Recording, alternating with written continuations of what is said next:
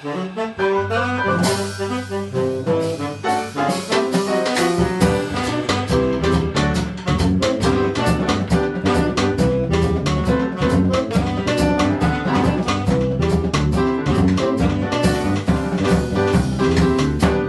迎大家收聽 My Coffee Break， Michael， 我係 YK。好，我哋咧又開心就去做節目，冇錯啦。今日又翻去呢個起初翻去呢個係啦，太初有道，太初有道，或者翻去我哋嘅初心。咩意思咧？點解會咁講嘅咧？咁就因為今日咧係冇嘉賓嘅。本來咧有嘉賓嘅，係啦，因為嘉賓咧抱恙，冇錯，咁即係希望佢快啲好翻啦。係啦，咁所以咧，我哋今日咧就得我同阿 Michael 咧去即係主持呢個嘅今日嘅內容，同埋咧即係製作呢個全新嘅內容俾大家。全新放心，我下個禮拜都有嘉賓噶啦。係。咁我哋呢一集咧就特別啲啦。咁我哋開麥之前咧，咁同阿 YK 傾啲咩好咧？即係突然間噶嘛，即係對住你咁，我唔知要講咩噶嘛。咩對住？喂，你今日件衫做咩啊？幾好睇喎！係咩？係啊，你呢個好少見啊！係咩？我比較少見。有咩特別？你感覺有啲咩？幾好睇啊！即係一件嘅啫，其實。你唔好以為有兩件咯，扮兩件嗰啲嚟㗎係咪？係啊。即係我形容俾啲聽眾聽，即係 Michael 你而家呢件衫，呢個係卡其深色啊，呢個係咪件？其實咧好簡單嘅啫，我對住塊鏡咧，我就望落就似杯咖啡，上面嗰啲奶嚟嘅係咪？裏邊嗰件，跟住啡色，係啦，總之啡色咁裏邊咧就係白色，咁望落去咧就好似咧着咗兩件嘅 T 恤，係啦，咁出邊嗰件 T 恤咧就有一個。開嘅少少 V 字，少少嘅 V 字咁唔係 deep V 啊，係啊，少 V， 跟住裏邊咧就有一件白色嘅，就好似着咗兩件衫，係圓領咧，裏邊圓領嘅，但係其實就係一件衫嚟嘅，一件衫嚟嘅啫。哦，幾特別喎，外表係一線衫咁咯。係啊，OK，係啦，冇扯開話題，唔好意思啊。咁吸引你嘅呢件衫，OK，好啦，咁係咯，咁我哋今日咧就。講啲咩咧？嗱，最近可能喺城中就好多嘅 hot topic 啊。係咁就世界盃啦，係咪？係不過我就冇乜點睇世界盃。你睇唔睇嘅？我有留意啊，因為嗰個時間唔啱睇啊。咁我亦都冇買 plan 去睇，咁亦都冇朋友，我亦都冇 out 朋友 share 個 account 俾我一齊去睇。係，咁我亦都冇去商場，即係半夜三更走去睇，攞住杯嘢啊，係啊，或者攞張被咁樣走去，咁冇做呢啲嘢。咁但就有喺社交媒體就留意一啲嘅新聞啦。因為通常朝頭早我哋即係要翻工嘅時候咧，咁都會聽新聞啦嗰啲，咁就有啲比賽仲係進行中嘅，咁就會報道一啲嘅即係賽果啦。咁同埋咧一啲嘅叫做。令人意想不到嘅結果啦，咁亦都有好啲球員即係突然間彈咗出嚟一夜成名啦，咁都有好多嘅故事咧，係我就有留意呢個故事嘅，但係就未試過，即係正式咁睇一場波，冇，係啦，咁嚟緊就計劃緊，尋日先同啲朋友講話，如果即係總決賽嘅時候。咁總決賽嘅時候咧，我就應該唔喺香港嘅咁樣，咁就今日傾緊，台灣會唔會有得睇咧？有得睇，梗有噶啦。跟住就傾下就話，咁都要睇邊隊打邊隊，係啦。咁因為唔一定係好睇，或者唔一定你覺得想睇，OK，係啦。咁所以有好多嘅因素啦，咁樣咁所以波呢樣嘢就。唔係即係波係圓嘅，我唔係話好，我唔係一個正式嘅即係fans 係咪？fans 係啦，即係球迷我唔係嘅，我都唔係我對足球又冇乜太大特別嘅喜好，因為我成日覺得喺個場咧咁踢嚟踢去，咁追住個波。我阿媽好笑，大家都咁樣講，成廿人喺度追住個波，一人一個波咪得咯。使乜咁辛苦？我阿媽真係好可愛，唔係咁，同埋即係咯，踢波咧，因為即係我覺得好長啊，45分鐘嘛，好攰啊！我覺得好攰咯，我係最中意睇佢最精華嗰啲嘅啫。OK，係啊，籃球會唔會好啲？因為入球率高啲。籃球我都中意，不過反而我最中意睇咩就係欖球。好短嘅喎，七欖嗰啲，因為佢短啊，短係啊，咁啊好緊張，好緊張。但會唔會唔夠喉噶？唔會，佢打好耐咁啲全日噶嘛，你見嗰啲咧喺香港嘅 Rugby Seven 咧。但係嗰個場即係嗰個比賽好短就完結束，但係有好多隊喺度打。咁啊係，係啊，你睇足成日咁好開心。咁啊係。但係每次即係好快又唔同一隊，好快又唔同嘅一隊有打。所以你去完洗手間翻嚟就已經下已經第二隊。因為真係好短啊嘛，好短係啦，因為佢嗰種嘅爆炸力啊，係體能啊，真係用好多，咁我覺得係刺激好多，係啦。好啦，咁啊嗱，咁啊，我哋又唔係講波嘅今日吓，係啦，今日我哋唔係講波啊，咁啊就頭先講啦，即係世界盃係其中一個啦，大家都 hit 啊，大家去講。咁另外一個咧，反而咧係我最近都留意到，亦都亦都即係你知我有時都會睇下啲韓劇嘅，係吓咁啊睇韓劇嘅時候又學下啲配音咁啫吓，自己配下咁。咁咧，最近有一套嘅韓劇咧，就係叫做《鐵拳教育》啊。咁啊，知道咧，即係我睇翻啲好多媒體啦，特別喺台灣啊，哇，討論得好犀利啊，甚至喺議會裏邊咧鬧緊嗰啲咁犀利啊！教育部，因為香港嘅反應都係即係喺大家追劇嘅朋友，係即係呢套劇喺市民裏邊就會討論啦，係咁啊，見唔到去到即係喺媒體上好似就冇乜點討論到，冇討論到咯，係即係間中可能有啲嘅人會彈出鐵拳教育，即係講某一啲嘢咁樣。係啦，可能我哋嘅聽眾都未聽過啊，咩叫鐵拳教育啊？可能係，如果佢冇睇，係啊，未必會有睇到嘅。係啦，咁你睇咗啦，係咪？係啦，係一個韓劇啦，咁我當然我哋唔會話即係，不過呢啲劇咧劇透咗都唔緊要嘅。咁啊係講緊一個，我自己會睇為咧係一個好反映社會弊病嘅一個嘅韓劇，即係特別係韓國社會裏邊嘅問題啦。咁而將佢卡通化，將佢誇張化，將佢令到睇嘅觀眾咧有一種即係爽嘅感覺。因為喺現實裏邊咧，可能或者的確係未必會發生，或者咁快發生嘅事情嚟嘅。係嘅，可能有啲我哋都冇為意到嘅。嗱，當然啦，你同我都離開咗學校好耐，因為鐵拳教育嘅背景其實就講喺學校裏邊嘅欺凌，係咪？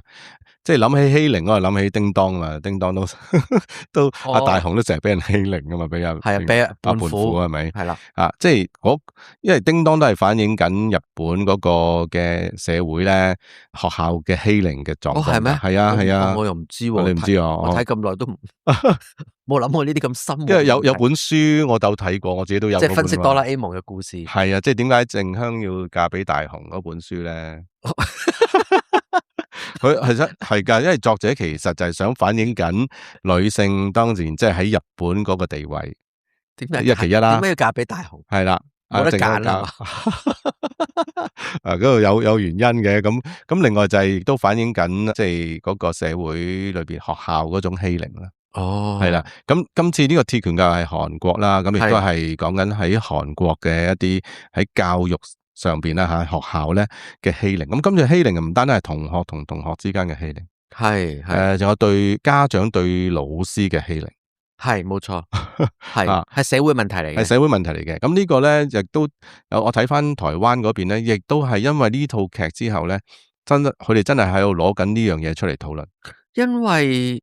會唔會係台灣嗰個嘅文化或者佢哋嘅教育嘅問題都有啲類似咁情況？有啲類似嘅，其實我都覺得似嘅。咁你都知，即係可能喺亞洲區咧，嗰個你知，即係讀書啊，好有壓力噶嘛。係個啲家長亦都係好希望仔女就要望子成龍啊，做官啊，一係你又入Big Four係嘛，係入啲大嘅公司啊，咁你要入得呢啲嘅地方去做嘢嘅話，咁可能你個學歷啊，通常係本地嘅就要入 top 嘅大學，競爭大啦，係咯，競爭大啊嘛，壓力大啦，你有時睇韓劇都見噶，即係睇下你邊間首爾大學咁咯，哇，係咪啊？韓國係真係壓力好大，好大噶嘛，即係就算你哪怕香港啊，香港其實雖然唔係咁強烈，不過都仍然有一種我問翻啲大學生啦，即係我哋啲仔女都係啦吓，即係讀完啦，咁有時佢話梗係 top 3嗰間3間噶啦，八大都八大裏邊都有3間㗎咋，分3大，係啊，即係都會有一種潛在嘅一種嘅歧視或者一種點講啊，即係唔係好，即係仍然係追捧緊嗰啲嘢嘅。係，不過香港嘅環境就我就覺得係比較好過呢個韓國嘅。咁因為韓國嗰個我都問特登呢套戲，跟住我又問翻啲韓國嘅朋友。咁啊教會一啲嘅弟兄姊妹咁樣啦。咁啊即係韓國人。咁因為我都有留意到韓國嘅情況啦。咁因為韓國佢嘅經濟係依賴緊即係3大巨頭。咁佢哋嘅福利亦都係相當之高嘅。係。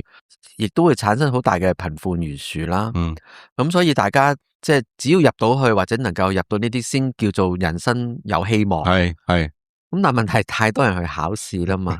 咁同埋佢哋嘅考試返學其實係即係，我覺得真係好唔人道。即係放咗學仲要再補習啊？補習係啦，咁補習可能10點11點。係噶。咁變咗真係由朝到晚，其實都喺度溫習。不過呢個好普遍現象，即係你話喺香港冇咩，其實都唔係噶，即係一樣補習噶，係嘛？即係好似你唔補又唔得，係啊，去補原來咧係有啲方法話俾你聽嘅。咁就當然我知道有啲年青人就抗拒啦，咁但係即係補係原來可能去到某個位，你都係要補下嘅，因為咧佢總有一啲嘅好巧妙嘅嘢話俾你聽。不過講開鐵拳教育咧，即係喺呢一套劇裏邊咧10集嘅，係啦，咁就發覺裏邊其實啲10個故事吓，即係好似大 around 10個故事度咧。咁我睇翻啲報道咧，係真係真實嘅，係吓，即係攞翻啲真實嘅故事咧嚟到擺落去，攞真實個案嚟改編咁樣，係啦，改編嘅。咁當然啦，即係咩叫鐵拳教育啊？咁吓，因為個咩佢個叫做咩啊？教育館，我唔係好記得，即係我知道，我噏唔到啊，管權局啊，定乜嘢嘅？類似係啦。咁其實由個教育部長咧嚟到成立，總之有個絕對嘅權力去處理任何嘅教育問題。係啦，佢唔受限制嘅。係啦，呢個先勁嘅，係，因為我諗係即係大家都中意睇嘅時候咧，即係特別頭嗰1-2集就已經引你入去嘅時候咧，就係因為有種好鋤強扶弱啊，係噶，為一啲受欺凌嘅人或者弱勢嘅人有一種好爽嘅反擊啦。咁呢啲都係一啲電影同埋劇集裏邊咧好重要嘅元素，係令到觀眾咧就話係即係熱血沸騰。冇錯，幫我出啖氣啦，係啦，其實一種公義嗰種表彰咁樣嘅，係啦，公義嘅表彰啦，同埋一啲即係因為我睇嗰陣時咧，啱啱睇嗰時我話咗即係。你知第一、第二集係好，即係好刺激到你嘅神經情緒咁樣啦。係咁啊，俾我諗翻起好多年前，我好中意睇咧 GTO 嘅。咁 GTO 係日本，咁亦都係講緊一個老師去點樣去幫助啲 Great Teacher Onizuka 唔同嘅學生嘅一個嘅問題。不過嗰個比較漫畫式啲，冇咁多拳腳嘢吓，因為個主角唔係拳腳嘢，係搞笑比較多啲嘅。係咁，但係佢都係希望幫緊一啲可能喺社會或者甚至學校都視佢哋為一啲根本冇得救嘅學生啊嘛，係嘛。咁但係呢個咧就真係幫緊弱勢去出聲去發聲嘅，係同埋係用暴力嘅，係啦，佢仲一巴二巴咁樣嘅，係啦，車落去嘅，冇錯啦。咁呢個都成為咗好多人嘅討論啦，因為講緊即係話係咪要使用到暴力？因為劇情裏邊都係討論緊呢啲嘅問題，而去翻我哋而家嘅現實裏邊，大家都會討論翻呢啲問題，即係所謂體罰，或者應該點樣去體罰，或者係咪真係要咁做咧？係。嗱，我想問一問先，嗱，即係講開體罰啦吓，不過未講體罰呢個 topic 之前咧，你點解會睇呢套劇嘅？你係受到即係有啲嘅報道去睇啊，定係點？我係唔覺意嘅，我都係嘅，所以我都唔知嘅。因為開 Netflix 嘅時候咧，通常搵嘅時候都係有好多時都唔係一個我知道要睇咩嘅狀況，係打開啱啱今日有啲時間。咁但係你 search 噶嘛，即係點解會停咗喺嗰度？佢會試下啦，可能啱啱又。我有 preview， 即係你啱彈咗出嚟咁樣啦，因為佢 hit 噶嘛，咁咪即係彈咗出嚟。不過我當我睇嘅時候，我再回想翻嘅時候咧，應該前一段時間裏邊咧，曾經有一啲嘅報道過嘅。係咁我腦海裏邊咧，其實我有一個嘅預備啊，我都好想睇呢出劇嘅。咁但係咧嗰時係未有得睇住嘅，因為係啲即係預告或者去講呢個劇係點樣點，跟住嗰時香港嘅 Netflix 係未正式上線播，總之未有啦。咁但我已經知道，但係跟住我又唔記得咗成件事。跟住而家睇翻嘅時候就諗，咦唔係，好似個名又好熟，因為之前有報道係討論過。係個男主角係之前好似10年前嗰套另一套嘅其中出現過噶。嗱，而家今次男主角爆紅啦，係啦，即係基本上嗰幾個角色都爆紅咗噶啦。有個做家長都爆紅啊。哦，係咩？個家長去欺凌個老師嗰個，都爆紅啦。睇翻啲報道啦。因為男主角我對於明星藝人咧，嘅嗰啲名啊，或者嗰啲樣都會撈到好亂，所以我永遠都記唔到佢哋咩。我都唔係好記得噶。咁通常我都問我老婆嘅，咁我老婆中意睇韓劇，咁佢話呢個男主角咧就係啲通常都係啲溫情或者係啲好人，嗰啲咁樣嘅正義啊，嗰啲咁樣。咁我就開頭就咁樣問佢咁我大概知道咁佢套嘅路線應該都唔會唔會話太過激烈或者點樣嘅。因為之前係喺少年法庭啊，又係韓劇。我做律師嗰個，佢係唔係佢做類似好似係即係輔導，叫做即係譬如有啲少年犯，可能佢就做翻佢哋嗰啲叫咩啊？嗰啲好似社工嗰啲咧，好類似啦，即係你要守行為噶嘛。係即係我唔記得嗰啲類似啲角色啦，係啦，類似嘅角色嘅，咁先記得原來佢就係咁，係啦。咁今次呢套劇咧就讓佢就好唔同啦。咁嗱，講開體罰啦，係 YK， 你有冇試過被我哋嘅年代一定有，有幾嚴重噶？你覺得幾嚴重？我完全唔覺得好深刻印象。我完全唔覺得嚴重啦，因為小學已經有噶啦。因為喺我哋嗰個年代咧，係唔係一個問題，咁變咗你唔會覺得係一樣嘢。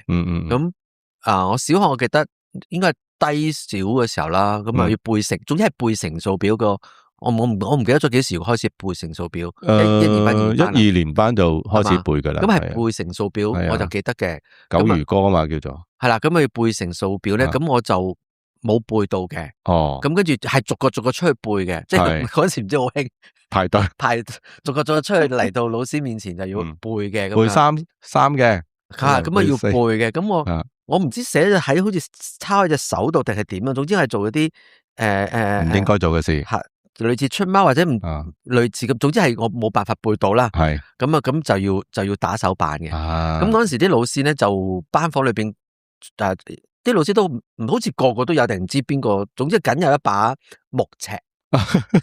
係啦，比較長啲嘅木尺。冇錯。咁就唔係長就係短嘅啦。膠尺就好似比較少，總之係木尺啦。木尺啦。係啊。咁就會打手板嘅。係。咁我嘅印象到記到而家咧就係呢一個嘅，呢一個。咁到中學嘅時候咧，我哋嗰啲即係我哋嗰時中學嘅年代咧，而家啲人聽應該都覺得哇，想象唔到而家啲，就係咧我哋會有訓導主任啦，係，咁亦都有訓導室啦，咁你入去訓導室嘅時候，亦仲有其他老師喺度啦，咁第一個印象咧就係裏邊係煙霧彌漫嘅，因為可以食煙噶嘛，老師可以食煙噶嘛，好似係啊，係可以食煙嘅，係。咁就算佢喺度巡嘅時候，佢未巡到班房，佢都擔住支煙喺嗰條路行嘅。咁我哋啲訓導主任好有，我記得我個中文老師係嘛，係啦，佢真係咁行入嚟咧，好似白骨佬咁樣嘅。係啦，佢食住支煙，係可以食煙嘅咁啊。咁佢同埋會有啲嘅訓導主任咧，就會有條藤條嘅嘢嘅。咁啊，小息嗰時周圍巡啊，咁啊見到你喂都 fit 你兩嘢，講樣噶嘛。係啊，試翻件衫或者點。咁但係對於我哋嚟講係一個好普通。咁我間學校比較雜啲嘅咁樣，咁所以啲老師或者啲訓導老師都會比較。點啊？即係而家講叫粗魯啲啦，即係你有啲咩真係會稱住你啊，即係拎住你件衫喺度嗰啲咁啊，就好似印象裏邊就冇冚嘅，係啦，就冇冚嘅。咁但係即係無論係任何形式嘅所謂之比較而家就睇為一定會俾人告嗰啲嘢嚟嘅。我細個都係咯，同你一樣啦。佢哋真係大家夾定嘅啲老師係夾定，梗係可能文化年代唔同啊。某個供應商提供呢把木尺俾所有老師都可以去嗰度買咁嘅意思咯。唔知係咪即係文具鋪，唔係即係可能當時啲黑板，而家嗰時而家都可能有啲用白板，以前係黑板啦。黑板咁所以用粉筆啊嘛，粉筆啦，嗰啲叫咩啊？粉刷啦，跟住就蛋糕咁樣噶嘛。係啦，咁嗰啲尺就，因為通常啲尺就啲老師就愛嚟即係點，即係教書嘅時候教書用嘅。把尺就攞嚟打。我都係小學都開始打，就係作業咋。作業你攞唔到，唔知攞咗丙佢就打噶啦。哇，即係丙嚟噶啫。咁即係成績唔好會打噶。係啊，即係作業啫。係咯，咁咪跟住打手板咯。所以對於我哋嚟講，唔係一件事嚟嘅咯。打到慣噶啦。我又唔記得咗幾時開始唔俾體罰，我真係唔記得咗。你就係最記得係打手板啫，係咪？我最記得係打手板，因為我屋企就我爸爸媽媽就冇體罰嘅。係。咁我表弟就勁體罰嘅，即係真係藤條炆豬肉咧 fit 到周圍走嗰啲嚟嘅。哇！我屋企有體罰嘅，所以我好慣。係咪藤條啊？唔係棍啊？呢個叫菱角啊。即係手指咧，即係敲個雲精坑你個頭咁啊。咁呢個有嘅。係啦。咁所以細個咧，成日都會覺得好似我冇覺得係被欺負或者欺凌啦，或者虐待。但係我哋細個嗰種文化就係咁啦嘛，係咪？即係打手板啊咁樣咯。咁體罰啊，我都係最多係打 pat pat 有打過。所以藤條炆豬肉喺我哋嘅年代裏邊係慣嘅啦，即係翻到嚟幾條痕係，即係唔會話如果而家翻學校你隻腳有幾條痕。喂，以前啲父母仲會叫老師打多佢幾下啊嘛。係啊。所以由呢度講起嘅時候咧，就譬如因為社會一路改變啦，文化一路改變啦，咁跟住就開始禁止體罰啦，跟住亦都有開始禁止父母唔應該有體罰啦，俾小朋友啦。咁慢慢做仔女嘅，做學生嘅，就開始咧係可唔可以用即係叫做大膽，又或者咧惡啦，因為有一啲嘅嘢保障到佢哋，有時會被濫用嘅。其實都會嘅，即係可能有機會就係冇事啦嘛。即係嗱，試過有啲話你即係個仔女同阿爸爸媽媽講噶嘛，你打我告你噶。係啦，係咪？係啦。即係呢個變咗你真係告我咁樣。即係當成人驚孩子嘅時候，嗱，問題就出現啦。呢套劇就係咁講啦。如果當成人係驚咗細路仔咧，即係驚緊，咁就呢個世界就大鑊啦。係啊，呢個問題大概咁嘅意思嘅，即係好多討論嘅位嘅。係啊，呢套劇裏面有好多金句出咗嚟嘅。係好多金句，亦都係反映緊而家時代嘅問題。係啦，嗱，佢有句金句嘅，即係話咧，如果能夠講嘅，佢又聽嘅，咁咪講咯。咁如果係只要用即係打佢先至會明白嗰個嘅狀況嘅話，咁就用打咯。即係嗱，我唔知呢兩句嗱，YK 你即係你贊唔贊同體罰嘅咧？嗱，雖然我哋咧就係呢啲咁嘅成長，即係咁樣成長上嚟噶啦。咁但係嗱，你本身都係一個爸爸啦吓，咁即係你又點睇咧？你贊唔贊同嘅咧？都可能你都有見過好多家長噶，有機會係咪啊？咁對於呢樣嘢係咪應該？雖然而家我哋而家個社會裏邊咧就禁止嘅，唔俾嘅。OK，咁我哋當討論啫，即係究竟有好啊定冇好咧？有好，有一樣我聽過喺美國咧，就曾經佢哋都係禁止體罰噶嘛。係，但係佢哋後來發覺咁樣係一個錯誤嘅決定嚟，係錯誤嘅一個做法。係，咁我哋點睇咧吓？即係你又點睇咧？嗱，不過我出個 break 先。OK，我呢個 break 翻嚟再討論下。好啊。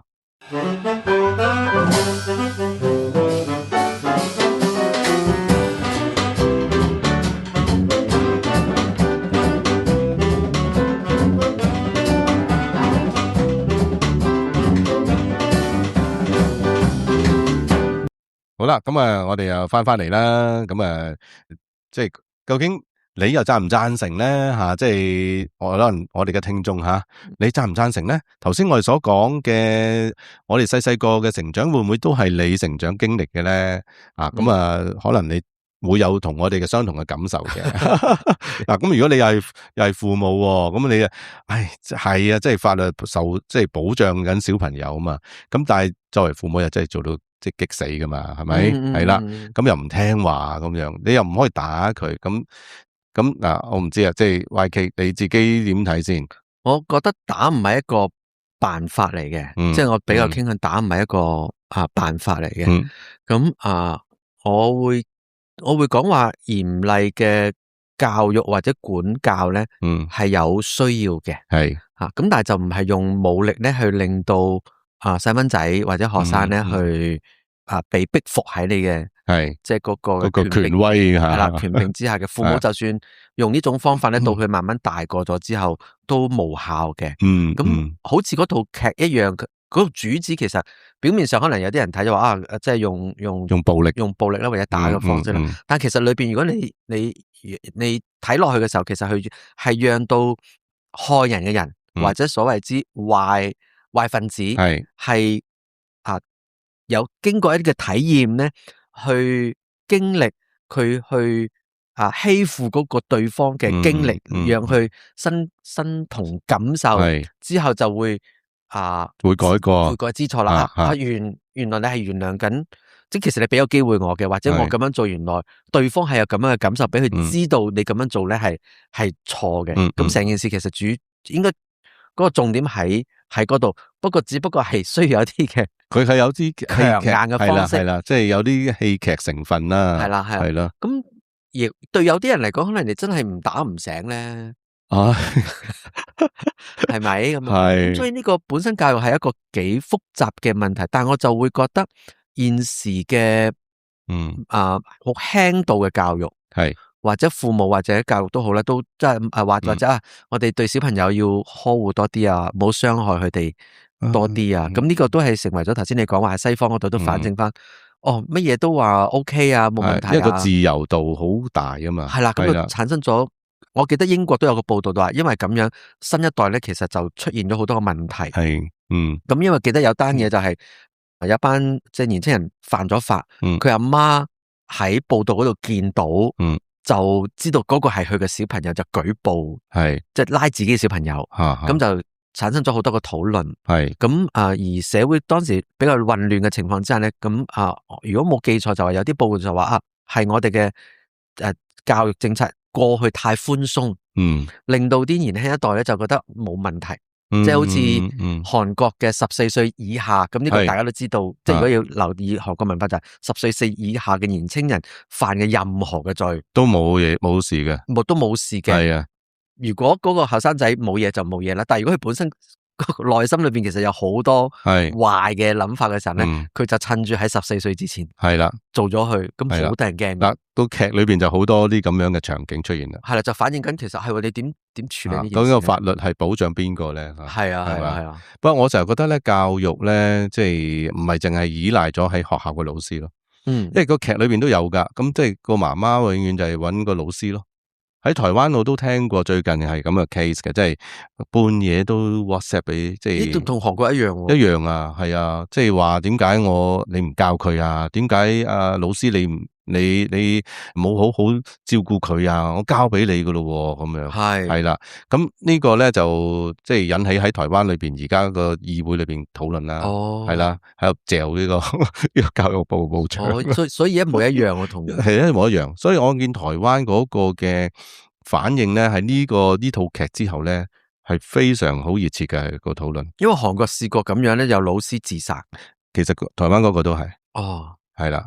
咁即係呢件事咧，又一係讓我去睇咧，就係香港我唔知啊。香港即係我哋都知香港嘅老師都好大壓力噶，係咪啊？咁我自己都有教下書啦，但未至於好似佢哋嘅個情況一樣。我諗未去到嘅，不過即係我就冇係教咩小學、中學啊。咁但係教嗰啲大專嘅，有時都咩噶吓，都新即係都想出下聲，係力不過即係好似個制度又唔係俾你出聲啊，你嚟教書得噶啦，你唔好講咁多嘢啊，咁係嘛？即係我哋做老師都想係希望有啲嘢咧可以分享到俾佢哋聽，係生命影響生命又好，係嘛？但係可能個實際環境唔容許嘅，如果當係消費嘅服務嘅話就更加難啦，更加難嘅。即係我都教過某一啲嘅課程咧，我唔開嗰啲名啦，即係叫做專上噶啦，算係。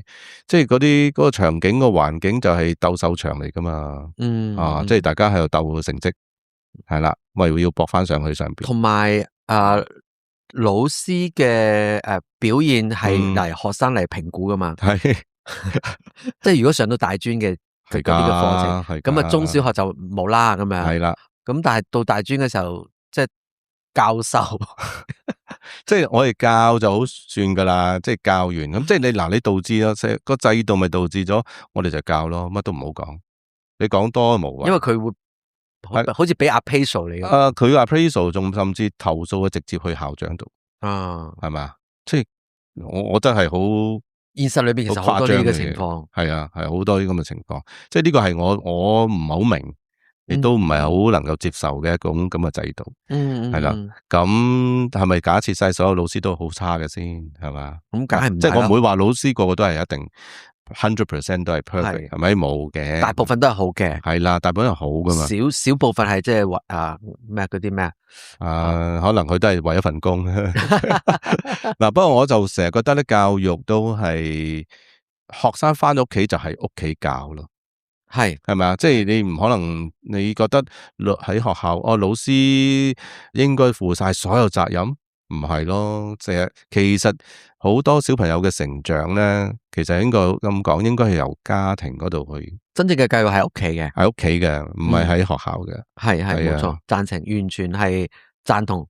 只不過係好多家長做父母嘅咧，冇負起呢個責任。係啊，咁所以我覺得即係啦，套呢個電視劇就讓我真係睇到嘅時候睇到好多，即係反思下我哋即係而家現代呢啲社會即係咁先進嘅地方啊。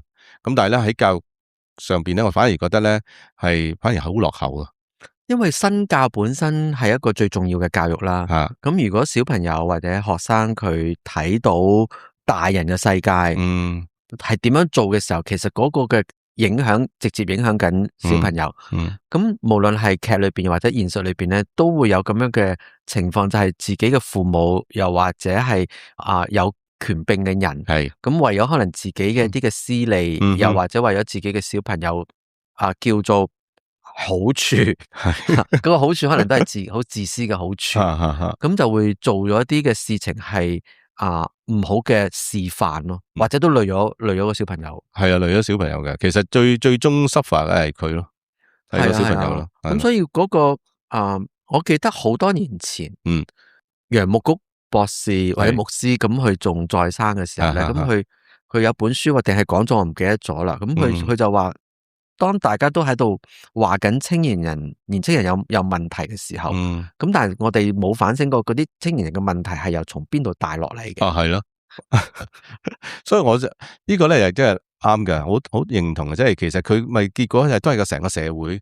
帶動嘅啫嘛，係咪？即係你喺譬如翻工企業嘅地方都係噶，你話喺公司冇欺凌咩？有一樣啦，係咪？即係你可能係弱勢嘅喺個社會裏邊都可能被歧視啦，係嘛？喺公司裏邊又都可以係唔想你喺度，咁總之就排擠你啊等等噶嘛。係啊，係咪啊？其實都係做緊啲咁嘅事噶。當覺得你冇用嘅，咪排擠你咯。希望你快啲走添咁樣。個社會俾緊一啲咩價值咯？即係我都話。呢個係一個循環嚟嘅，係咪一個循環，一雙向嘅嘢，係惡性循環嚟嘅。即係我就見你，即係可能就係因為嗰個社會裏邊，大家喺度不斷競爭，係咪啊？全部都係睇個實際嘅利益，係咪啊？永遠都係咩成本、利潤、成本 KPI 達到嘅咁就分錢俾你，達唔到嘅就炒你咁，即係個社會都係好似係好多時候會出現咁嘅狀況，係嘛？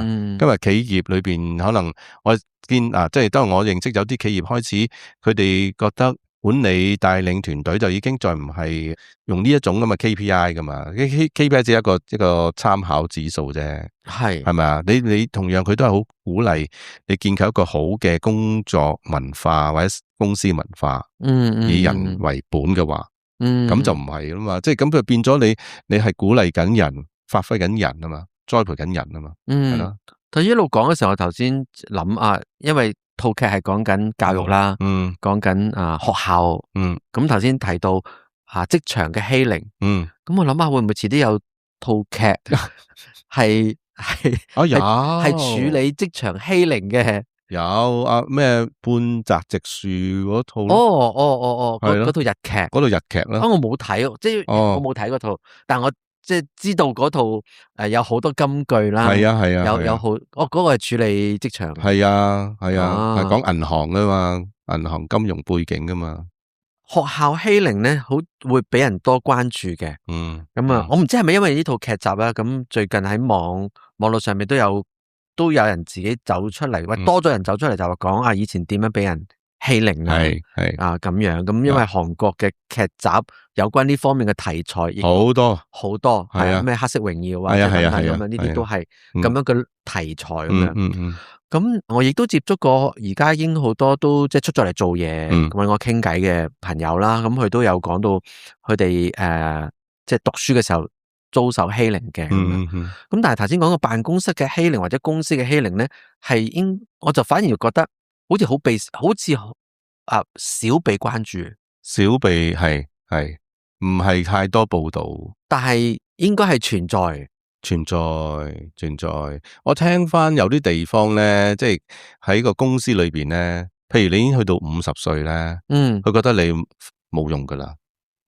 哇嘅，我過咗啦。同埋咧，佢覺得點解你仲喺度啊？即係佢哋可能揾盡方法咧，希望你離開，咁下邊啲人可以上噶嘛？係咪啊？即係當然我覺得呢種現狀即係出現嘅都唔係唔理解到嘅，即係可能就係個生活太逼人咯，啲人都想上位，我想賺多啲錢，我又要供樓又要成，係咪？呢個係咯，呢個頭先講我唔記得咗，又係啲劇集嚟嘅，應該係劇集，好似係日劇定係唔記得咗咩？咁咧就講到咧係，因為日本有咁樣嘅企業文化啦，就係比較即係鐵飯碗啦，早期嗰啲入職嗰啲咁，即係你唔可以隨便炒佢嘅。但係去到某一個年紀，咁你知道佢已經係冇生產力，又或者你覺得佢再重用佢啦，咁但係你又唔可以無啦啦炒咗佢嘅，咁用咩方法咧？佢就會安排俾你一個新嘅工作，咁呢個工作嘅環境咧係大家都會見到嘅環境，即係意思就可能會好多人都會經過會見到嘅一個位咧，而嗰度咧係冇嘢俾你做嘅，咁所以但你每一日都要坐喺嗰度，8個鐘頭，但係就冇嘢俾你做，或者啲嘢係好瑣碎到係非常之瑣碎嘅，咁係點解要咁樣做咧？就係令到嗰啲就嚟退休，但係又未退休，但係又唔炒得嘅人咧，喺嗰度咧係令到佢喺精神上面受到好大嘅壓力之後咧，得到佢頂唔順嘅時候咧，就自己走，就自己辭職。咁我覺得呢個真係好過分，因為呢個係一個即係坐監嚟嘅咧，其實係即係令到你自己頂唔順咯，即係你冇嘢做嘛。你諗下啦，你而家你做緊不嬲做開主管嘅啦，可能經理啦咁樣啦，咁跟住咧就到某一個年紀。咁就將你調咗去一個位置，你唔使管人，糧照出俾你，冇減你糧，每日喺度戒指或者間簿啦，係啦，或者冇嘢做，不過你一定要坐喺度，要坐喺度啦，你打多卡坐喺度，夠鐘你先走得，係好痛苦嘅，我覺得痛苦嘅，係會痛苦，所以咪有啲人頂唔順咪要辭職咯，即係你諗下，如果假設仲有5年，日日都係咁，係啊。好虐待喎，跟住啲同事又即係咁，你唔會有 power 啦，啲人唔會有尊重啦，又知道個個去親呢個 department 都係將你嘅 isolate 咗啦，係啦係啦係嘛，孤立你啦，即係話俾你冇用嘅，啊糧照出，佢冇減你糧嘅喎。係，咁可能咧就係食飯都唔會同你食，因為你早1個鐘頭食嘅。哦，即係特登自己食做啲，啊！即係你，即係可以用盡各種啲咁樣嘅，即係手段啊，係係咪啊？係。咁咁呢個其中嗯一種，我諗係公司嘅即係欺凌嘅呢個係直流公司欺凌啦，公司欺凌啦。咁係啊同事同同事之間應該都有唔少，不過我哋可能就冇咁清楚，因為我同你嘅工作環境係誒我哋已經比較少。 so far 冇啦，即係咁，所以嗱調翻轉，即係如果你係主管嘅，你係在位嘅有權嘅，咁就即係要諗翻下咯。即係尤其我哋而家你知成個社會啊，即係咁急速，大家都係講緊啲精神健康嘅嘢嘛，係咪啊？咁其實你花好多資源嚟到處理精神健康，其實嗰個係成本嚟嘅，係咪啊？即係亦都係令社會有好多嘅損失噶嘛。係啊係啊係啊啊，所以如果我覺得，如果聽眾你聽到呢度嘅時候咧，可能你都會有啲嘅經驗同埋經歷啦。我記得以前有個電台節目咧，係專係訪問呢個嘉賓咧，係啲叫做喺社會裏邊咧被隱藏咗嘅。或者被不被看見嘅，例如可能有啲聽眾聽下，哇，其實我喺職場上面好多咁樣嘅經歷，自己係個受害者，咁當然用化名啦，甚至可能嘅聲音要經過特別處理啦，唔會同我哋一齊影相啦，咁就透過聲音大氣電波咧，就咧去分享佢嘅故事，咁如果有啲聽眾話我有呢啲嘅故事咧，即係歡迎你聯絡我哋可以做一集，因為我覺得呢啲嘅要俾人知道，其實原來係有咁樣嘅情況，因為我哋真係唔係好了解到底喺職場上面嗰個欺凌會有幾咁厲害咧？因為學校實有好多呢啲報道，但係職場真係你冇乜聲音可以出嘅，定係大家忍耐力強咗咧？即係咪我都咪最多咪辭職啫係嘛？即又唔係咁樣講。咁當然啦，後生嗰啲咪唔做咯，即刻走人啦。係咪？但係有啲你又供緊樓嘅，又養住個家嘅，你真係走唔到嘅，係咪啊？俾人睇死你係啦，你唔走得，係啦，你又唔係啦。如果即係上面更加知你嘅背景咧，知你一啲嘅嘢咧，哇，咁更加弊啊！就係因為佢認為你一定要靠我呢一份工，係咪啊？咁可能個出錢開公司嘅老闆冇嘢嘅，不過問題係啲管理嘅人啊嘛，管理人我成日有好多迷思㗎，成日都覺得即係作為管理者，你請人翻嚟，好快又想趕人走，唔知做乜嘢嘅。可能唔係佢請嘅咧，會唔會啊？HR 佢請嘅，咁有時係啊，即係好得意嘅。不過你請嗰時唔知嘅。係，咁你問題係你要揾一個最 perfect 嘅人係揾唔到噶嘛？係冇錯啊，係咪啊？咁你嚟到嘅人，你點樣去發揮佢先係好緊要噶嘛？你揾係咪？不過可能你冇耐性嘅。唔係佢想揾聽話嘅人，可能揾唔到啫。咁你唔聽話，我咪要啲。咁有時唔聽話就即係佢俾咗你有唔同嘅見解啫。你嘅唔夠雅量咯，你又唔夠，所以係關乎人性嘅問題啦。係啊，其實好多係去到又係人性問題啦，係一個人夠唔夠成熟，或者佢嘅價值觀係點樣啦。係咁呢個就會即係影響緊佢點樣對人啦。係又或者佢自己本身一啲好錯誤嘅經歷，佢係咁樣大，佢就諗住用呢種方法去繼續對啲同事都係啦，佢用翻佢嘅一種同樣嘅方法啦。同埋有時咧，講開即係可能自己即係可能佢個人咧就係嗰種點講咧，可能曾經亦都受過啲咁樣嘅委屈，受過咁樣嘅對待咧。上咗位之後，佢又去同樣嘅咁嘅對待啦。會係咯，即係或者係一種佢嘅習慣啊。好似嗱，我講啊，我今日咧就搭巴士啦，即係出門口搭巴士，咁有媽媽帶住個女啦，個女應該讀幼稚園嘅咋？點解咧？因為佢個書包係幼稚園啊嘛。咁啊上到車咧，我覺得咧即係媽媽可能辛苦啦吓，我估係即係有湊住個女咁樣。咁但係咧，佢個語氣咧，即係鬧個女咧，都鬧得好金。即係成車都聽到嗰啲。係啊，即係我係企喺度噶啦，即係都幾逼嘅。咁啊，佢又猛咁鬧佢。咁其實個妹妹咁，其實你咁鬧我唔知佢咩感受啦。咁但係我總覺得，佢話佢好話個女啊晦氣，唔好用啲晦氣說話對我啊。咁但係我又覺得佢好阿媽嗰啲晦氣說話仲強喎。即係你要求佢唔好咁做嘅時候，其實你自己又咁做，即係好似兩個小朋友咯。其實係啦，係我睇過一個報道咧，就係就講緊咧啲父母點解會同啲仔女會有衝突？咁其中一個原因咧就係仔女一路大，特別去到teenage 嘅時候，咁點解會常常同阿媽嗌交嘅？嗰個報道係咁樣講，處理緊呢個 case 喺香港嘅。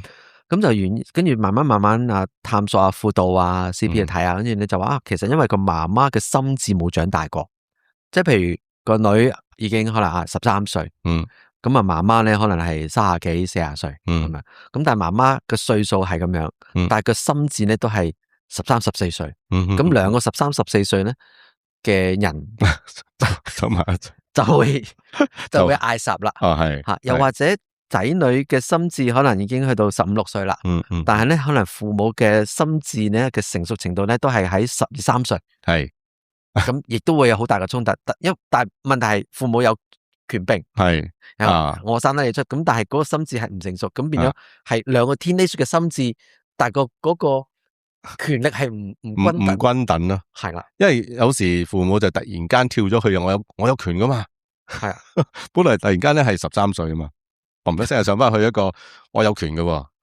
所以個媽媽唔係可能係幼稚園咁，你冇咁晦氣，如果兩個幼稚園生鬧就即係你咁樣講嘢咁樣啫嘛，係啊，所以我覺得即係教育呢樣嘢就係，喂嗱。無論即係你準備要做父母嘅，我哋成日都話啦，準備做父母你聽下啲 talk 先啦，係要學做父母。跟住佢話冇時間嘛，或者到時識噶啦，係啊，到時識噶啦，生咗先啦，生咗你更加冇時間啦，係咪？即係我覺得人咧好得意嘅，其實就係你想去逃避啊，定係覺得，呢啲嘢聽幾堂 talk 啊得噶啦，係咪啊？我覺得有啲嘢就唔好太過高估自己，或者睇件事睇得太過看輕咗嗰件事咯。係講翻我哋開頭咪講嗰套韓劇《鐵拳教育》嘅，我覺得個中文名係有機會有好大嘅令到人誤解嘅。係咁以為即係以暴制暴，係啦，即係以咁硬嘅手段。如果睇翻英文嘅話，其實如果係唔知 teach you a lesson，係啦，咁係爭好遠我覺得唔同係，即係意思就我教我咩啊？我教你，我俾你去上一堂課，係啦，咁佢係教你一堂課，係啦，咁成個嘅主旨就係讓到嗰啲嘅壞人啦，唔好嘅人啦，蝦人加害人嘅人，加害人嘅係啦，讓佢學習一個功課，係體驗，跟住然後讓佢有改變，係咁，所以我覺得中文應該會改叫鐵拳知點解吓？不過我認同嘅，即係 teach you a lesson 咧，teach you a lesson 啊，其實呢個名好聽啲。係咁我好深刻裏邊咧，就有一個就係應該佢係咪喺讀緊中學時候，但係佢因為被欺凌而殺害咗好多個同學仔嘅，係喺個班房裏邊。後來佢好似判終身嘅，終身唔知佢判終身定點噶啦。總之喺咁最後嘅。佢有同男主角講嘅，即係又有個 case 啦。不過佢男主角咪梗係請佢飲嘢嘅，喺個監獄裏邊。咁佢話我真係可以飲啊，可以。咁啊，男主角同佢講，你當然可以飲啦。咁佢話如果呢個叫做教拳局即係教拳局啊嘛，喺我當嘅時有嘅咧，咁就好啦。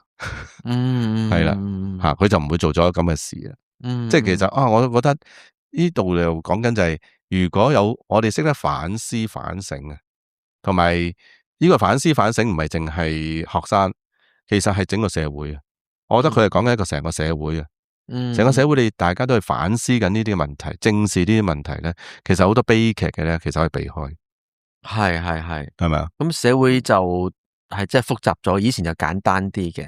冇嘅，即係睇你個社會而家嘅取向係啲咩咯？全部都講利益，全部都係講嗰個要快係咪啊？即係如果個道德冇咗嘅話，咁真係危險咯。即係呢個世界就咁今朝咧就睇咗，即係喺社交媒體彈咗呢個片出嚟嘅，咁就應該係5月天嘅演唱會。係咁啊，就好似點歌環節，咁跟住有個細路女咁啊，就舉咗個好大嘅 poster，咁啊隔籬嗰個應該就係佢爸爸啦，咁樣個 poster 就係即係就吸引到5月天係啦，咁啊就話啊，即係邀請我到底即係點解你會咁樣啊？咁啊，咁佢着住件呢個跆拳道衫黑帶咁樣，咁啊就表現咗幾下，跟住話點解你要咁樣做？咁啊佢話好點解你會學跆拳或者等等？佢話因為我想保護我弟弟，係咁因為我弟弟係特別生，係咪特別生啊？係啊，佢台灣啊嘛，咁啊，所以我想保護佢因為唔想俾人蝦咁樣。跟住5月天就其中一個就即係好感動，即係流眼淚咁啊，就跟住就話你想揀咩歌？咁啊個女仔就話我想揀溫柔。咁點解？佢話希望每一個人都能夠可以溫柔地咁樣咧對待別人，係對待別人，對待自己。佢就話想講話對待我弟弟咁樣。咁佢弟弟跟住都一齊出嚟，跟住就佢哋唱歌俾佢聽咁樣。咁我諗我哋都想呢個世界係咁樣嘅，即係無論係學校啦，總之成長階段，你唔好以為出咗嚟做嘢就唔會有欺凌嘅事情咧，都會有，甚至可能仲辛苦係吓，因為你講可能未必人哋會覺得要接納咗，啲忍下出嚟做嘢都係咁噶啦，係咪？即係所謂知你份糧就包埋係啦。咁另外就我頭先你都提過，我覺得嗰樣嘢係令到更多人精神受到大壓嘅，就係當你要承擔一頭家嘅經濟係你知道你冇咗呢份工係唔得嘅，係咁嗰啲人就好衰嘅。係啊，就知道你咁你咪冇做咯，咁但係你做你就要忍咯，係咁嗰啲人為咗可能養仔女啦，父母啦，或者屋企有人有長期病患啦，要供樓啦，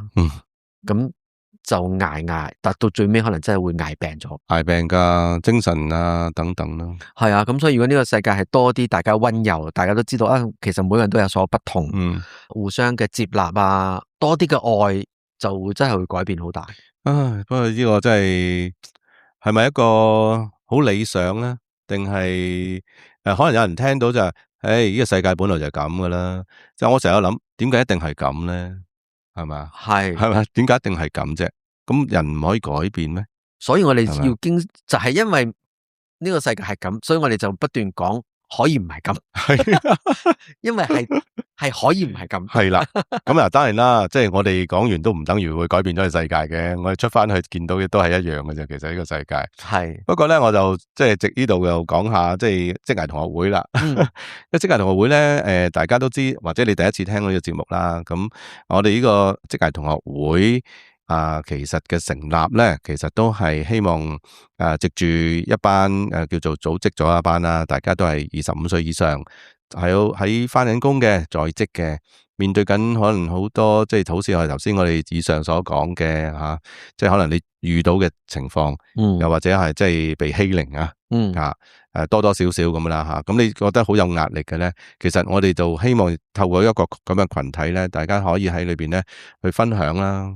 可能你喺公司你講唔到嘢噶，係咪？講俾老闆聽，老闆話你傻噶，係咪？我哋嚟翻工噶，你好難講俾同事聽，係咪？佢唔係佢哋冇愛心，亦都可能根本唔知點樣幫你，或者話我都係同你差唔多，咁所以咧，我哋職涯同學會都係希望可以有藉住一啲嘅活動啦，我哋有一啲嘅課程啦，咁即係。幫助你自己更加去舒緩之外咧，亦都可能揾到你自己一啲嘅興趣我哋所謂嘅第二曲線咯，係咯，咁然後喺你嘅第二曲線裏邊去發揮下，去即係叫做磨練一下，咁即係令到你自己原來咧你嘅價值都唔係就係得一種嘅，同埋喺呢個職涯同學會裏邊就會俾到好多嘅會員咧有機會去。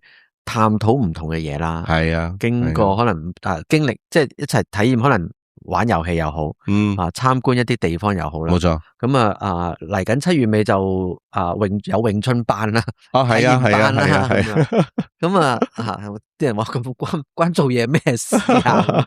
咁梗係我哋諗得埋先會搞呢啲班嘅。咁即係武術係一件事，但係武術裏邊其實會體驗到好多我哋學習做人嘅道理啦。咁亦裏邊亦其實都關乎我哋嘅即係身心靈嘅健康。係嗰一樣嘢嘅。就算你話我未必係即係咩被欺凌啊啲咁樣，咁你坐得多咧，喐下都好啊，係咪？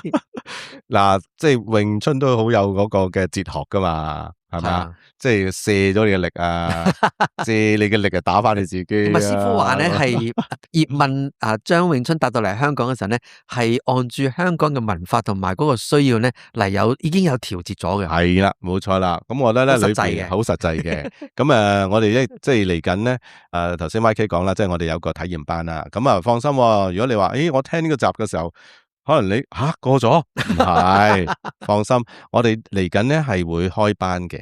即係咧，就希望呢個咧，亦都係成為我哋即係同學會裏邊咧，有一個恆常或者固定嘅一個嘅活動嚟噶。咁咧就可以即係讓你身心靈健康啲啊！即係特別你可以即係強身健體又好啦，反應又會加快咗啦。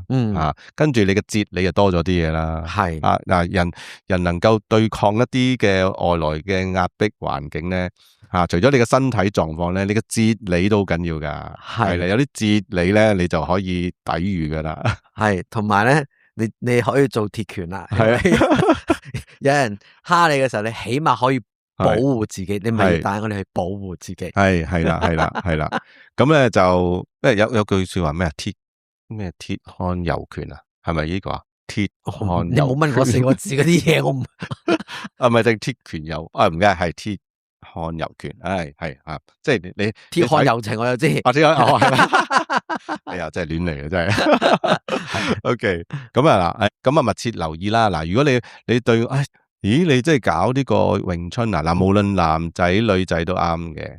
你知啦，你哋都係翻工嘅朋友咧，你叫你自己跑步，有人會跑步啦。係啊，我哋又做跑步嘅嘢。係啦，咁你又中意跑步又得，你中意話我又想唔好日曬雨淋嗰啲，即係唔好咁喺室內得唔得？嗱，呢一個就喺室內玩噶啦。係啦，咁歡迎咧，你可以再問下我哋啦。係，咁你留意我哋嘅資訊欄啦，亦都多謝你聽我哋嘅節目呢一集咧，我哋2個人嘅內容咧都聽到最後，咁多謝你嘅聆聽啦，多謝你嘅幫助啦，因為你可以喺我哋嘅 Apple Podcast 或者 Spotify 咧就留5粒星啦，係啦，留言啦，同埋咧分享俾你身邊未聽我哋賣 Coffee Break 嘅朋友。係啦，冇錯啦。咁咧我哋都要多謝Coffees 啦，咁Coffees 咧就贊助我哋呢個節目嘅。